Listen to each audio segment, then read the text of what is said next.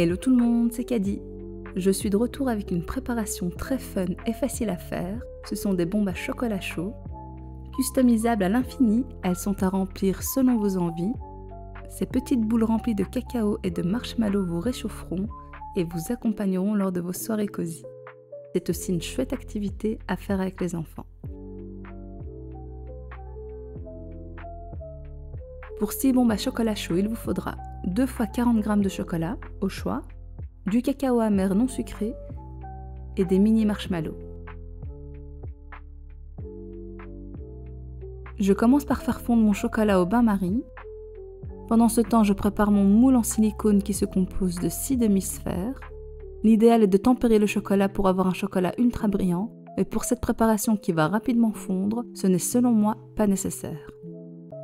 Je vais napper les cavités de chocolat, je le fais à la cuillère, il m'arrive aussi de le faire au pinceau, c'est au choix. J'en fais 3 à la fois.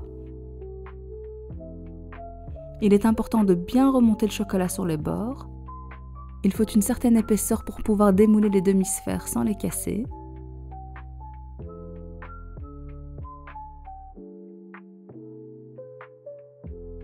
Une fois les cavités remplies, je secoue mon moule dans tous les sens afin d'étaler au mieux le chocolat.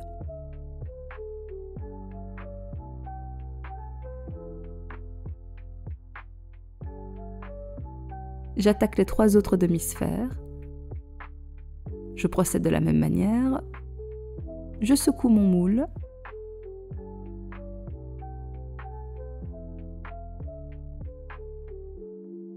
Je le couvre d'un essuie-tout et je le laisse durcir au frais 15 minutes.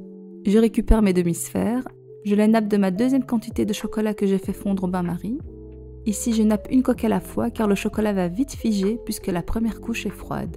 Les 6 cavités sont remplies, je secoue mon moule, je couvre et laisse prendre au frais 15 minutes. Je démoule délicatement les demi-sphères, je tire un peu sur le moule pour faire décoller les bords et puis j'appuie gentiment sur la coque.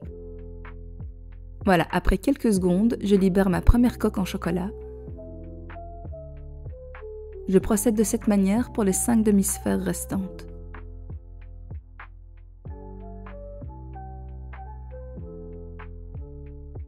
Maintenant, je me sers d'une assiette que j'ai faite chauffer au four à micro-ondes et je fais fondre légèrement le bord pour l'égaliser et le lisser.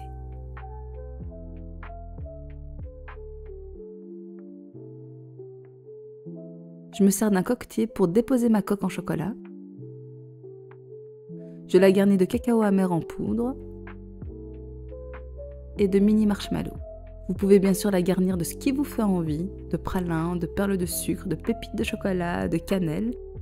Sur mon assiette chaude, je fais fondre le pourtour de la deuxième coque afin de la coller à la demi-sphère garnie. Je retire délicatement l'excédent de chocolat avec mon doigt.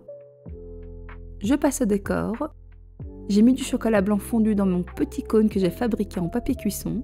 Je trace des lignes de chocolat de manière artistique, disons. Voilà, ma première bombe à chocolat chaud est prête. Je passe à ma deuxième bombe qui est au chocolat au lait cette fois-ci. J'en ai profité pour faire des coques au chocolat noir et aussi au chocolat au lait. Je procède bien évidemment de la même manière que précédemment.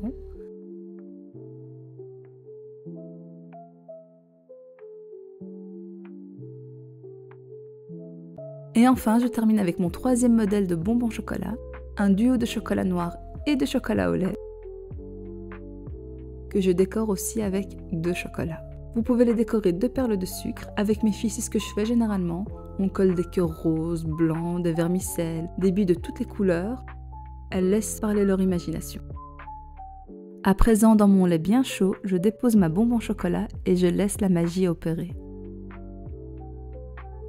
Les éléments apparaissent les uns après les autres comme par enchantement. Cette étape amuse beaucoup les enfants. Je mélange bien le tout avant de savourer ce délicieux chocolat chaud.